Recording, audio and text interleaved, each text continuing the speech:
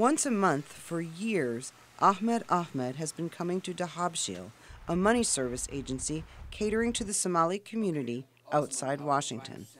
The taxi driver has sent $200 every month to his family of 8 left behind at home, but he couldn't this time.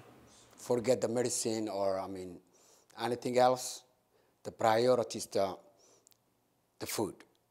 If they don't get that money, they don't have food. They don't have any jobs. At the small money service business inside a Somali store, How Hassan, who works as a building concierge, couldn't believe what she was just told.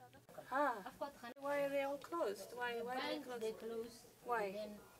After years of civil war and anarchy, there is no formal banking system in Somalia, so families overseas have to rely on informal money transfer networks known as hawalas to deliver cash to their needy relatives. Merchants Bank of California was the last U.S. bank to handle wire transfers to Somalia. In early February, they announced the service would shut down. The reason likely has to do with the U.S. fight to stop the flow of money that help funds extremist groups in the region, such as Al-Shabaab. Census data shows that 80,000 Somali immigrants live in the U.S. A majority of them send money to their families in their impoverished homeland. Osman Yusuf manages the Dahabshil Money Transfer Agency. It's about between 200 and 300, that's the average. We also have a lot of people who send $20, $30, $50. In all, more than $215 million in U.S. remittances went to Somalia last year. Now, without cash transfers, Somali community leaders worry about the future for Somalia's children. Farah Mohammed and his group have been building a school with donations from Somali immigrants. The school will definitely stop.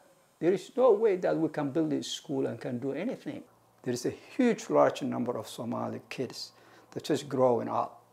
And unless they get a right education, right assistance, we don't know what their life will be. Some lawmakers and aid groups have raised concerns about the humanitarian consequences and have called for an emergency plan.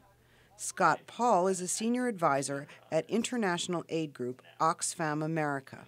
And perhaps most importantly, there are communities of Somali refugees in Ethiopia and in Kenya that have no other way to support themselves.